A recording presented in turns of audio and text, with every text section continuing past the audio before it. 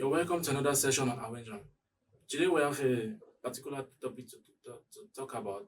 It's all about youth empowerment, especially the girl child. Today we have a miss in the name of Ethel. She's going to tell us more about her.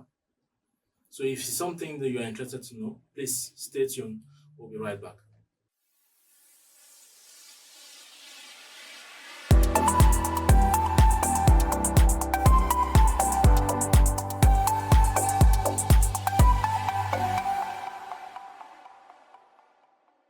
Welcome once more. Like I said earlier, today we have a special guest. Her name is Miss Ethel. She's going to tell us more about herself, what she does, and see how you also can learn one or two from her and make yourself a better person. So, good morning, Miss. Good morning, Mr. Awejan. How are you doing today? I'm great. Thank you. How are you doing today? I'm okay. I'm much more better with your presence, you know that. Okay. All right, thank you. I love the smile. Thank you. Okay. So, please, Miss, let's go straight to the point. Tell us more about you. Who are you exactly?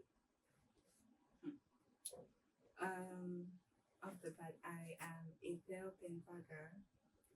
Okay. Professionally, I wear many hats. Okay. Some days I am a stylist slash designer. Okay. On other days, I am a pharmacologist and a pharmacy technician. Our pharmacologist is into drugs? Yes, I am. Weed? No, not those drugs. Okay. Medicine, Normal, basically. Yeah, okay. Yes. And on days when I'm not putting on either of those hats, I am a philanthropist. Philanthropist. Yes. Do you dash money to people? I don't dash money to people, Okay. but I help people come up with ways to make money, Okay. sustainable ways of making money based on their environments. Okay, and the opportunities there. Yes, and the opportunities that they have presented around them. And also, I am passionate about health. So, in line with the philanthropy thing, we educate people on how to best take care of themselves, Yes. offer semi-free, sometimes completely free health services. Okay. So yeah. Oh, it's good, amazing. So tell us, what is the main thing that you do that we say you have many hats, but what is that main hat that you put on that is who you have? You say that you need to choose one. Which one will you go for? That actually be very difficult to choose if I'm being very honest. Because today I've been able to cause all of them to be intertwined. Okay. Yeah. Let's It's interlink them. mhm, One gives opportunity to the one, other. and the most one. Mm-hmm. But let's talk more about you being a fashionist stylist. Okay. What will you to become one? If I'm being honest, it was this very minor issue I had when I was younger. My mother got me an outfit. Okay. I felt it was a bit big, Okay. and I felt like there was more that could be done. And so I took it to the local tailor. Tailor, they will call it the fashionist. I took it to a local tailor to adjust it for me, and I was not satisfied with what she did on it. Okay. So overnight, with my thread and needle, I started trying to make it better. You did it the ancient way. Yeah, I went back to roots. Yeah. And because I realized that I can do that, I'm like, okay, let me see how far I can go into this thing. And from there, I just started upgrading myself. And have you taken training on it, like proper training? I would not say I have taken the most professional training on it, but I have taken classes with other people that were experts or pros at the time. Okay. Because I did dedicate myself. I gave myself a whole, was it 2 months? Yes, of learning from a local tailor that was really good. And before that, and even after that, I have taught myself with the school of YouTube. Okay, yeah, you went to it. Oh, yes. It must form it before you go for Yes. ventures, yeah. So, talking about philanthropy, what is it about philanthropy that made you decide to go into it, and how has it been going? The philanthropy was inspired by my mother, Okay. my family at large, I would say. My mother specifically, obviously, because I saw her more. Okay. Yeah, she was somebody who liked to help people. Okay. And I guess just seeing how the little she did impacted people in major ways, it sort of resonated with me. I was like, if one person did this one thing for this person, and this person was also able to multiply it this big, if I can add my voice to it and You'll get never other know. people to add their voices to it, Yeah. that's a whole other community we're looking at. So you're looking at how much impact you get from that. Definitely. Yeah. Definitely. So Wow. I said, okay, this is something I should absolutely be doing too. You keep referring to your mother in the past. Oh no, my mother is very much alive. Okay. Okay. I'm referring to it in the past because it was situations It's from what the you guys past. did. Okay. All right. All right. Don't maybe. No, Yeah. well and kicking. Pharmacologist.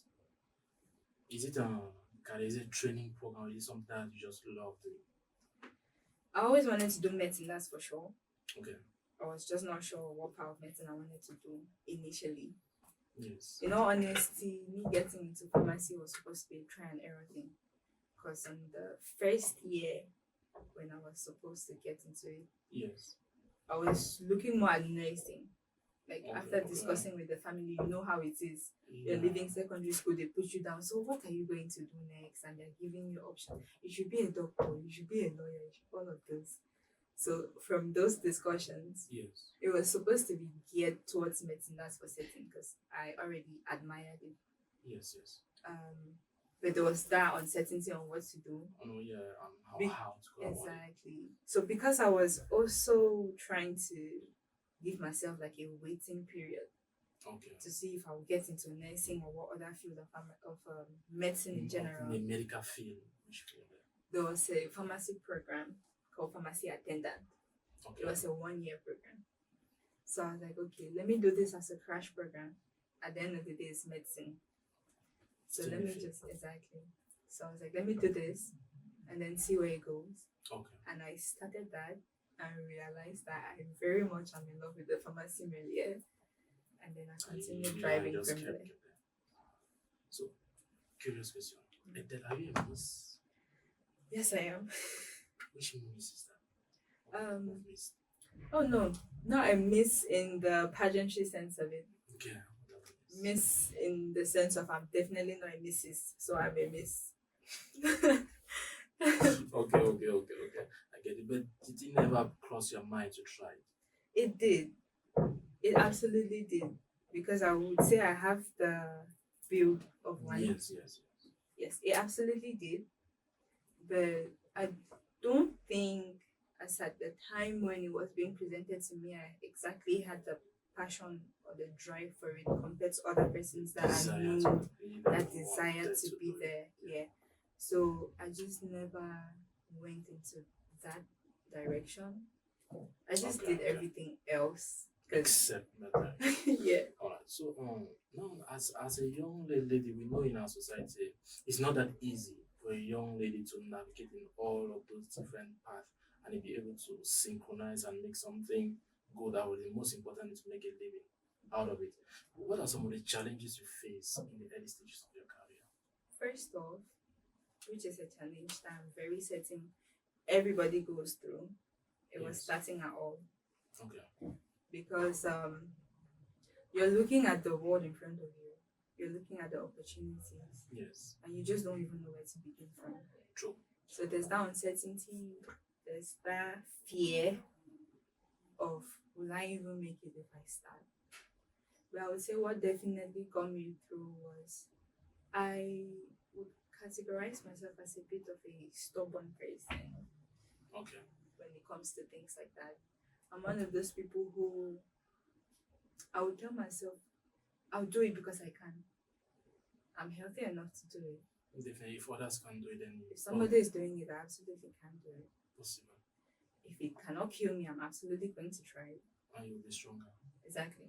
So I think that aspect of my character was also what propelled me into starting at all. And what about things like harassment, bias, all of these That's things? something that's something that I want to say is to be expected, but at the same time, I don't want to say that because that's not something that you should be expecting. Okay. Because, What do you mean? okay, in the working environment, Yes. averagely, because you're a woman and you have certain features that men are generally attracted to, You understand? Yeah. and you have certain features that men are generally attracted to, you almost program your mind to feel that it's okay to expect that somebody would advance certain things at you. Yeah, will approach you in a certain way. Yes, Okay. but at the same time, I don't think that we should have that as a normal mindset and say it should be expected, because it sort of promotes a negative part to it, which is basically saying, let me just do this thing. I'm expecting to be harassed. So it is becoming a norm, and when it becomes a norm, it tends to happen frequently. Exactly. And it's the frequently that we don't want. So and now when it happens now, what do you do? How do you handle it? I would say I cannot say I've experienced it a lot. So Okay. first things first, I'll say I'm blessed, or grace found me in that aspect, Okay. because it's not something that I have experienced. I will not say in my journey of trying to get anywhere, I've been harassed every opportunity I got. So first things first. And the few times that it has happened to me, I just tried to address it the best I could, depending on who it was coming from. Then the individual. Okay. Because it gets a little bit more difficult to address things like that if it's coming from somebody that is way up the hierarchy chain. Especially somebody that you're looking up to, or that you It's need worse when to it comes from facilitate the somebody that process. you're looking up to, because now your brain already resets to, I have to do this thing that I don't want to do in order to get this one that I want. Yeah, Yeah. but again, I'm a stubborn person. So when I have met those kind of challenges, Yes. if it was something that I could not talk my way out of or skill my way out of, Yes. I really don't mind starting all over. It's better you let it go. Mm. You take it back.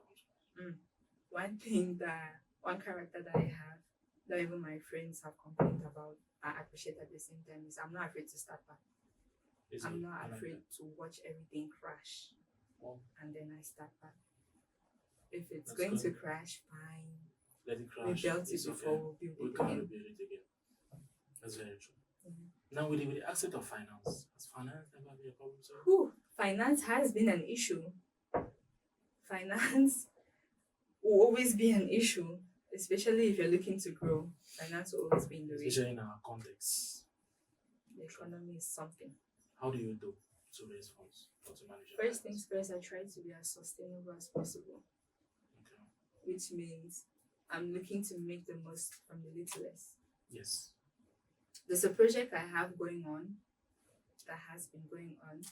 So it's part of the philanthropy thing, where basically we get youths and teach them skills. Okay. What type of skills exactly? Anything really. Again, depending on the society or the community that we're working with. Like the But things, typically, fashion, yes. things in IT, Yes. cooking. Cooking, I've not gotten into so much, but Okay. it's something that It's is a coming up. prospect. Okay. So, the one that has been easiest to go with was fashion, obviously, because it was my niche. So it was Yes, easy it's for me much more to easy for you. tap So into I it. get it. So, in the aspect of being sustainable, the fashion industry is one of the industries that has been accused, and obviously they were very right to do that, of When pollution. Pollution. What sort of pollution are you referring to? The fashion industry produces the most amount of waste. Not the most, but if we're looking at top 5 or top 3 in the world, they're in there. You mean waste like in physical waste? Yes. Okay. I get now. Yes. So, in order to be able to manage that problem Yes. and raise income, Okay. I started this thing with young girls and guys. that we source those waste materials and then make them into things that are usable, Oh, e.g., headbands, okay. very nice, cute little tops, or Okay. other accessories like bracelets and whatever. Okay. You try to make use of those extra material, use one that are Because designed to be done. you would always find them everywhere. Definitely. If there's a tailor in your Every community, I salon, promise you she has at least 2 of those bags. every workstation is there. Exactly. So you basically have your starting tool at There. it's at your feet. Very free. You're not buying Very it. affordable. Yeah, they don't know what to do with it. They'll beg to come take and go. They'll be happy to. Yes, you're helping them. You're taking care of their waste. Definitely. So they'll never be like, hey, no, you have to buy my dirt. It's dirt. It's not there, buying your dirt. Yes. So that was one of the sustainable ways that we went by. You already have the fabric available for you. That's like the most expensive thing if we're looking at you building that business. Yes. Getting fabric. Outside of that, if you have 5,000 brands, you're able to get scissors, thread and a needle, fabric, gum if needed, and your business has already started. How do you sell your products? How do you take them to the market? We have social media for that in this day and time. Given that I have the build, I'm able to model my clothes. Yourself. Yes. And I would say I'm averagely very handy with the tools that have been made available. The CapCuts, all these video editing apps. Yes, so you can easily find your Yes, way around. Yes, so it's easy for me to create content to advertise my products without necessarily getting a shop, which will be costly, or going to an already existing shop and say, please put my dresses in your shop and sell for me, and they'll start telling you, no, you have to pay this fee before I can sell your dress. So you leverage on your community. Yes, I do. And that same works for any young woman out there, because no matter how what you do, the niche you are, there's a community out there for you that you can set up. Absolutely. Absolutely. Because some people will be like, no, they say they're calling out chubby. It's fat. Round a little bit. Yeah. Yes. They'll be like, no, they look down themselves, make you feel uncomfortable. But there are definitely other people that have that same size and that are comfortable and that would like to have things that works for them. Yeah. One thing that I absolutely appreciate about the 21st century is if you're able to sell it, it will go. Definitely. So it's just about you marketing it. It's about you putting it out there. Yes. There's a niche for it. A niche literally exists for everybody in the 21st century. No matter the size, no matter the eye, no matter your color, whatever it is you think it is, there's a niche for it. Yeah, for that one. Let's dive into the success stories. What are some of those success stories that you've gotten so far? Being it in fashion, being it in pharmacy sector, being it in humanitarian. What are some of those success stories, and what are the key things that contributed to? Okay, let me take it field by field. Yes. In the fashion space, I would say one of the challenges that I had was putting myself out there. Crazy as it sounds, and it's a problem that a lot of us face. Yes. Where you feel like the dress that you want to introduce, somebody has done it before. This style already exists. It's already there. Or this style is not as flamboyant as I wanted it to be. What's in my head does not look like it. Scared is not going to sell. Yeah. People look down on you. That was a problem that I had. But with time, I was able to, after reading a lot of books and watching a lot of TED Talks on YouTube, I was able to understand that these things take time. Definitely. You think you want it to happen today, and you're worried about it not happening today, and so you're not doing it. But not realizing that the fact that you're not doing it today means you have removed the chances of it even maybe happening tomorrow. Yeah. It's already killing it down. Exactly. So that particular aspect, I was able to overcome it by educating myself mentally and also emotionally. Yeah. with the books and the TED Talks. Yes. I'm able to put myself more out there and realize that that should not be a challenge. Yeah, it should What- be something you rely, you sit on Yeah, to stay that back. should not put me back. If I should be having challenges, they should be financial. I Yeah, should yeah. not be limiting myself to such challenges. Okay. So that was the first thing. And I would say finance was a problem for me, particularly when I was in school, Okay. because obviously I had very supportive parents. My school fees was taken care of. So I would not say I was one of those people that had to suffer to get school fees and Yeah. all of that. My school fees was Honesty, very well very taken good, thank you. Yes, my school fees was Taking taken care of. I did not worry about school about where fees. my fees would come from while I was doing the undergrad. Okay. But now there's you venturing into something that is out of school. That one And so- becomes personal. Yes, that's a personal thing for you, which means you have to raise the capital for it.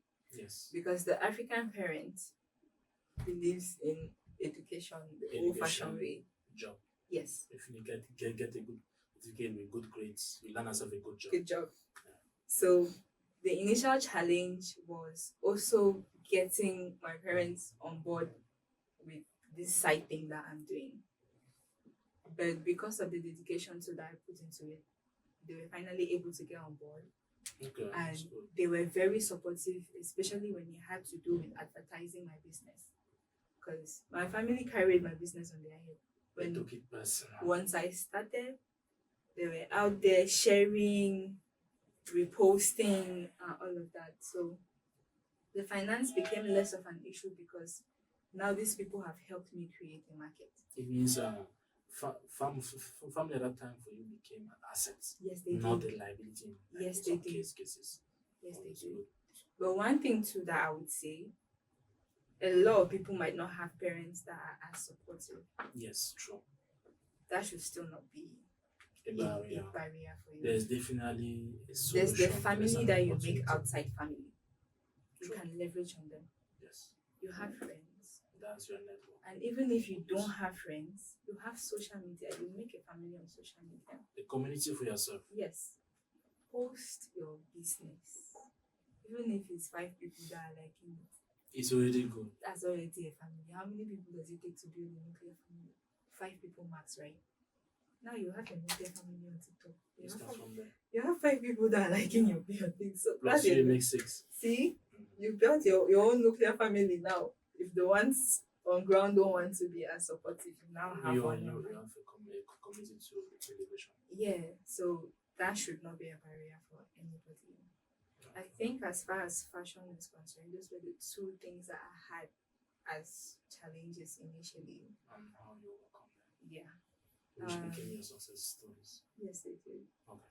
But I will add that as far as fashion is concerned, there's the aspect of always growing. You can never be contented and think that what I know now is enough. Never. Because You keep learning, Yeah, keep growing. even as at now, I am looking to learn from other people. I'm looking for what I'm lacking on, one new skill in the fashion industry I should be developing. So it's something. That's the one challenge that you always have.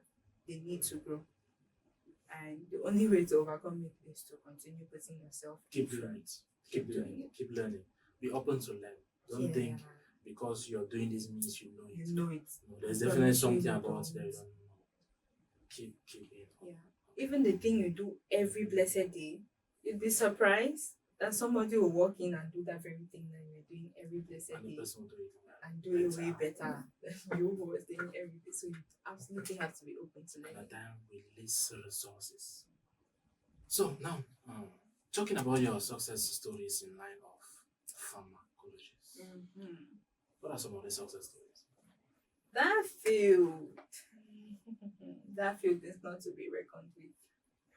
Because right from school, it was one of those programs where if you have 20 people that started, you have 5 people that graduated. I get the feeling. I get the feeling. Because it demands a lot from you.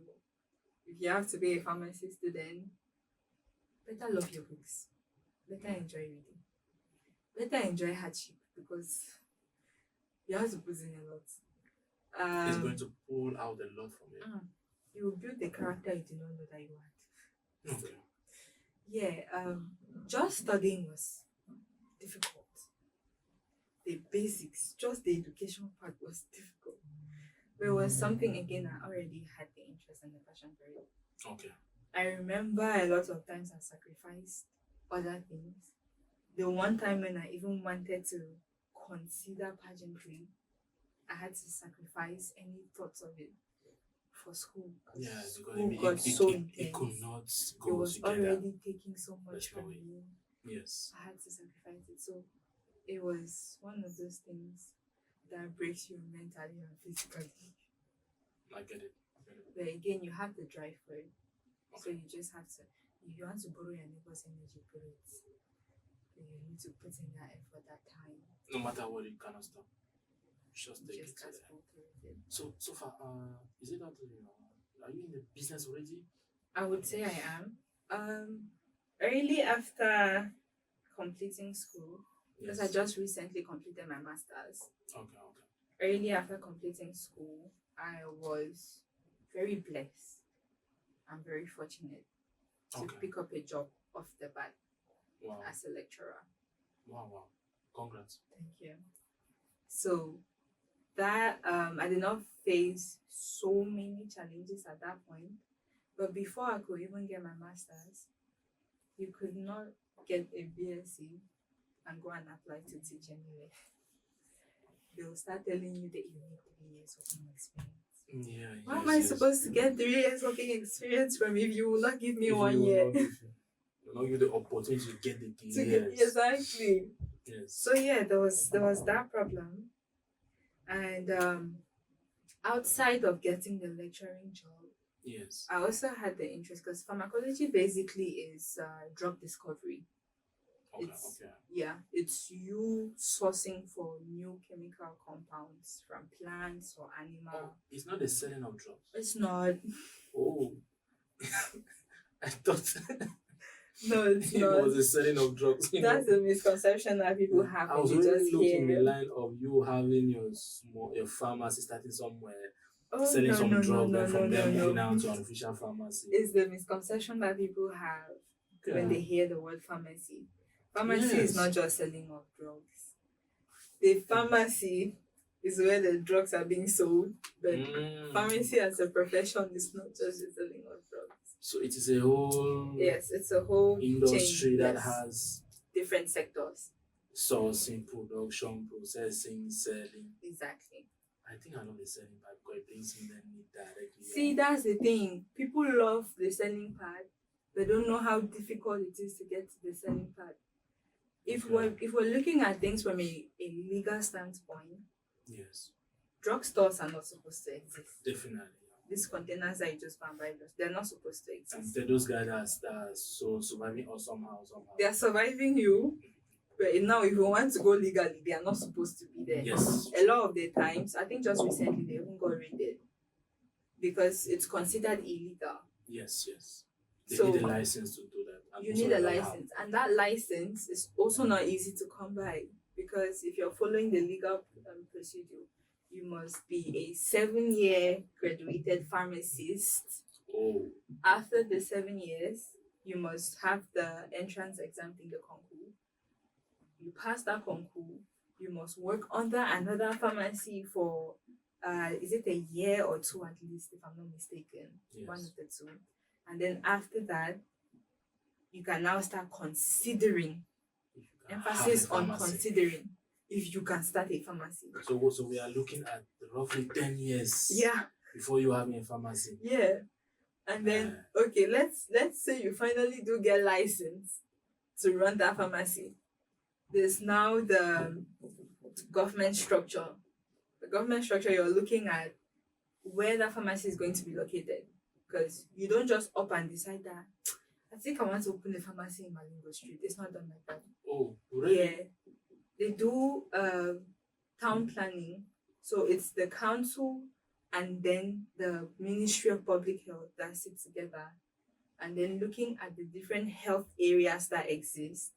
Okay, they you say, put your own your own will be this way because this place is lacking these resources as far as pharmacy is concerned or as far as medicine is concerned.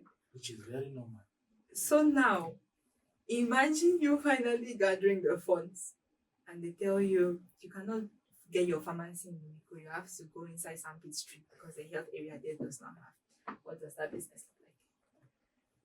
Just first of all, putting the mayor and the Ministry of Health together to decide is another Thank procedure. you. That's Just so to you bring see, those people. you see that the steps that you have to do are crazy. So everybody loves the selling part, the business part, but they don't know what it takes. That's why people To get turn there. back to go to the illegal way. Illegal route. Let me better go illegal.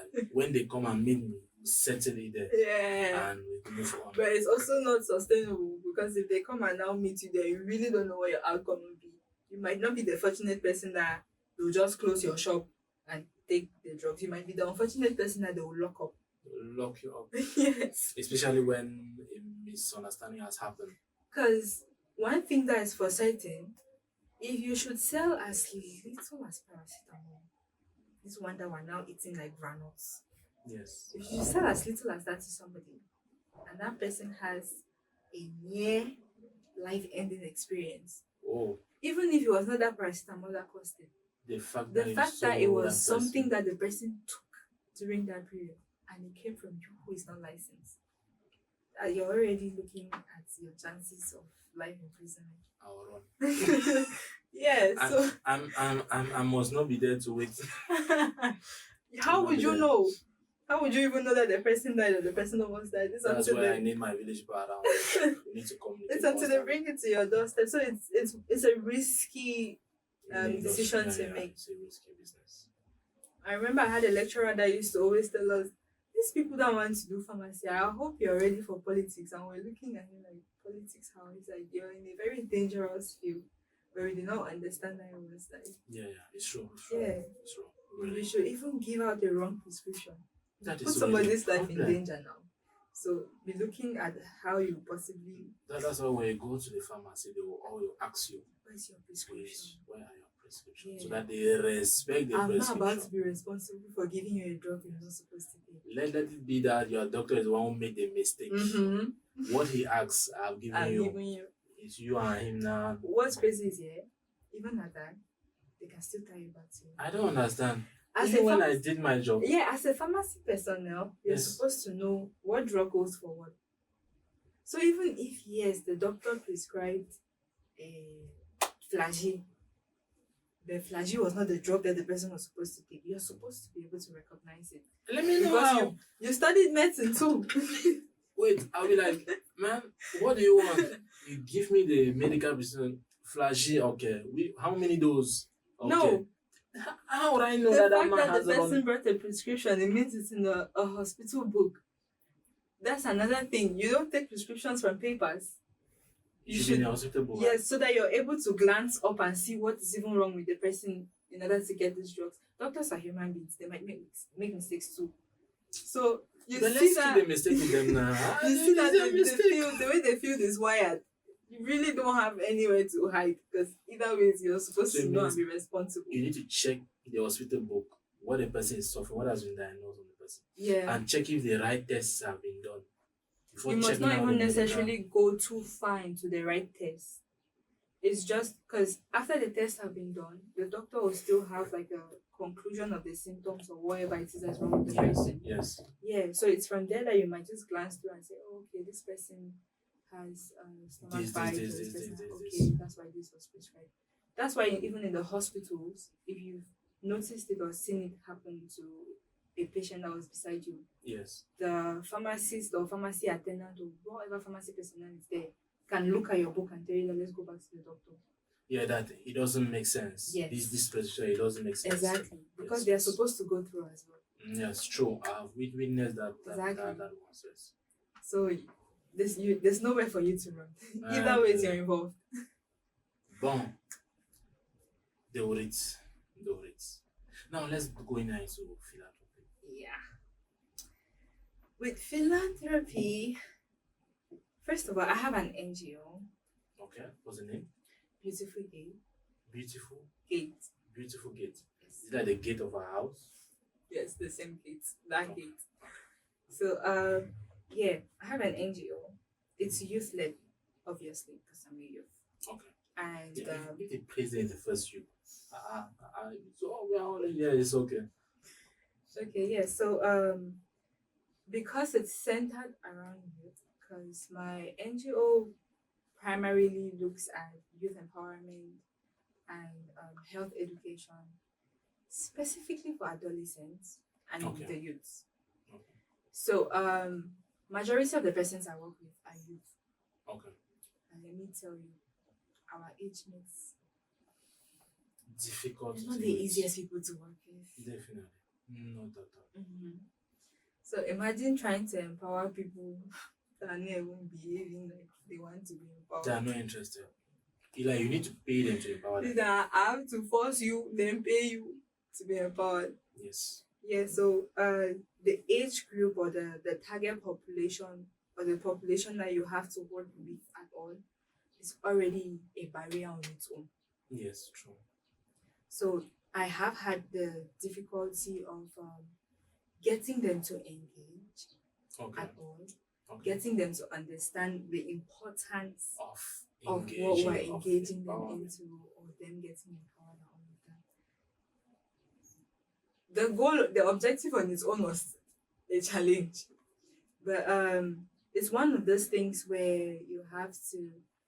There's the saying that it takes drops of water for the bucket to be filled, something like that. Yes.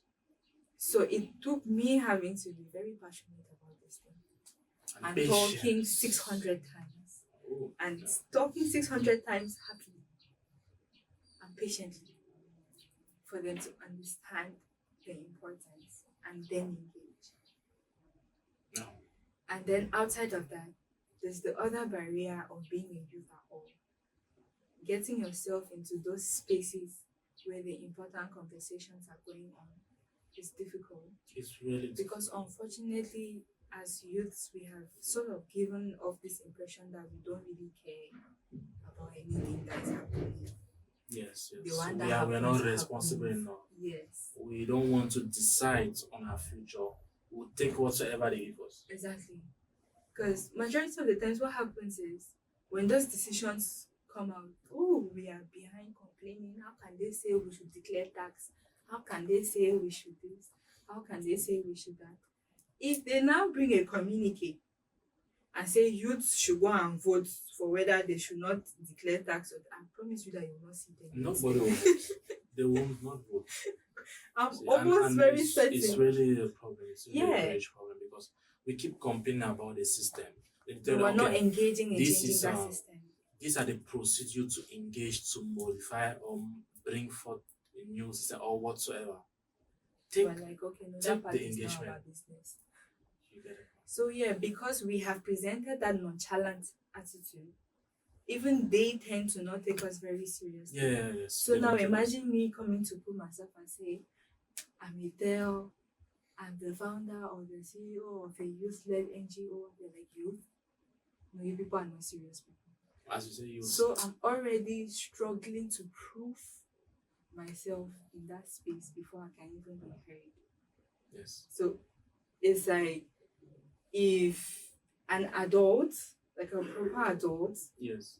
was to go and hand in this document and the person has 10 steps to take, because I'm a youth, I automatically have 20 steps. Or 10 saving. Thank you. Yeah. So That's that good. has been a challenge that I've had. But because I also have been relentless in proving my worth, they say, and proving through the engagement from other youths that we are worth listening to, Okay. I have had open doors in many of those situations. We were able to run many health campaigns last year. That's good. Congrats. Thank you. It was not easy to even get them set up because again they're looking at a bunch of children that have come here and said they want to do a health campaign, and they're like, "You people are you even serious people? How many people do you think will come to this your thing?" And all of that. And Yes, then yes. because of persistence and resilience, we were able to pull a crowd. We were able to attend to at least 100 patients Wow. in just one setting. That's one day, Oh, wow. which was a very huge achievement. Definitely. especially given that one of the spaces that we went to was the Moliko Integrated Health Center. Okay. And when we went there to do The that one on health Mayo campaign, Street. yes, Okay, yes. they told us clear and clean. They said they love our vision and they're actually very happy. I think those were the most supportive people we met as far as this health campaign was concerned. Okay. They were more open. They were even encouraging us for being youths and wanting to do something like this. Like they were willing to support. But then they also told us that the one challenge that they're very sure we'll have is that people will not come because of where the health center was situated, first of all. And they told us that as it is, many people don't even know that health center is there. Yeah, many still don't know. They just see like it's a house. Exactly. The house that is just there. Initially, we did not believe them. And it's even crazy to me because that health center did not even used to look like that before. There has been so much upgrading done on that place. At first, it was just like this olden days government primary schools. It was just like a U shape, something just there like that. Yeah, so I was even surprised when they told me that. I was like, really? This place looks like a whole health unit. And so they told us that we will get people, that's for sure. But the target population that we told them that we wanted, they told us that they're not very sure that we can get that target population because I think at the time we were targeting, was it 200 or 300 people? So they're like, we can assure you that you will get people. That's that one is, but we don't know about yeah. But we don't know about 300 people. So that is heavy. We took the challenge. That was myself and this other NGO. It's called Make Them Smile. Okay. It's also youth-led. So we were facing the same challenges. So we decided to work together. It's good. And collaboration. Yeah. We were able to do that campaign and get the people that we wanted and have a successful turnout. So again, persistence, resilience. Believe that you can do it. Yeah. And I think because we have been resilient in what we were doing, it has caused now other youths to engage without us forcing them to say like they want to belong. Now they want to do it. Now they see the importance because averagely our health campaigns focus on sexually transmittable diseases. Sorry. Yes. So that's something that, especially looking at like the medical population. Oops.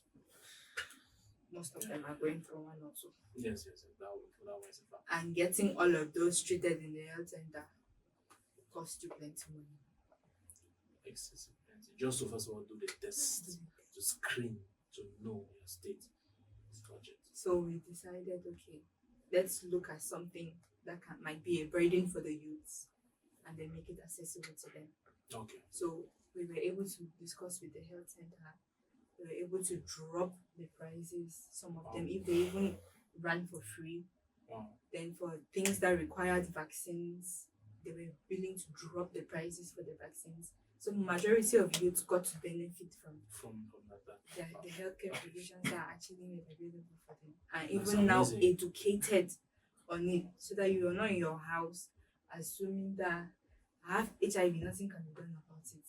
You get to come and get a health talk. And you know that you can. Sorry, you might even live longer than somebody that has severe malaria. Yeah, you live normally. Not even you can live. You live normally. Exactly. You just have to follow the procedure. What is required of you and how to go on with your life. Yeah. So can you have normal children, normal life so smoothly. Yes. So yeah, we're able to provide basic health information like that, and even blood groups, genotypes. The average person does not know. And the Make Them Smile are partnered with. That's something that they are passionate about because they have a project. It's called Blood Connect. So they are big on that. Okay. And so because we realize that the average youth does not even know their blood group. For real. Youths make up the majority percentage of people that are able to donate blood because you are still alive and kicking. How do you not know your blood group? And for real, I myself, I knew my blood group just because of the scenario. I was part of a sport team. Exactly. And this group, these masters, they just said, okay, all of you are going to do your blood group test. That's when I knew that there's something as blood group. So yes, yes. So yeah, it's a project that they hold very dear to their heart. And looking at the issue of the sexual transmittable infections Yes. and then the donations, then we're like, okay, fine, these are two projects that we can definitely push with. Okay, definitely work. And there's the aspect of adolescents that are ignored a lot in today's context, Definitely. that they should not be ignored. Because I promise you, if you walk into any secondary school, a child as young as Form 3 has plenty to tell you about sex, you will not believe. They are sexually active. They are. Yeah. We don't want to accept it, but they are. And so it's one of those things that we felt the need to educate them on the right information. Because now they're getting information from their peers. And their peers are getting information from people that probably were trying to manipulate them into the action at all. Yes. So to they turn have them around. That exactly. Come. So they have the wrong impression about it. Yes. So now that's where the next challenge came from. Getting the children to admit that they're even active or aware of that thing, and then also getting the parents to be active in that education. That one is another fight, because in the house it's a taboo. Exactly. We don't talk about such topics. They don't want to bring up such topics. So we now started struggling to sort of re-educate the African parent. This is the 21st century. Yes. You can better protect your child by educating them on what really is. Tell them the real dangers that are there. Let's leave that playful thing of if you sit beside a boy, you get pregnant. She knows already that she will not get She will pregnant. not get pregnant. She knows. She knows. So you feel that you're protecting her by telling her that she's looking at you. Yeah. Tell her the facts. Tell her facts. Tell her that she will have an early pregnancy. And tell her why the early pregnancy is a problem. It's not that the child that you have is a curse or is a disgrace. It's that it will hinder you a lot from getting certain things at a certain time. Yes, because it's not time for the pregnancy. Exactly. Let's focus on what is important. The priority of so you're not telling them that if you go and get pregnant, you will die or your life will end. It's for you to make them understand the problem is timing. Wow. It's not what you should be doing right now. So maybe let's just avoid it until it's a suitable time for you to do it. Tell them about the infections that they can get. Like actually educate the kids on what's important. And if we continue in that line, I bet you till tomorrow you have a lot to tell us in that line. A lot. Thank you, madam. Thank you, madam. So yeah. Because of time, we'll take one last key question about you. What is more important for our viewers out there? For the young ladies that are out there that want to also go into an empowered young woman as you are, what would be your advice for that young woman out there? I would say you should start. Okay. Just start. Because averagely what becomes an issue is you thinking, who am I that can empower another person? That's usually the key issue majority of people have. Am I good enough? Am I qualified enough? Who am I to want to then empower the next person? Start.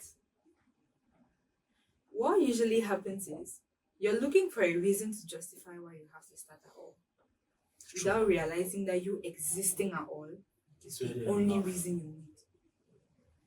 People usually feel that they need to have 1,000 in order to be able to give one. That's a lie. You need to have one and be cautious and willing enough to break down one to two and give to the next person. You cannot keep waiting until you have 1,000.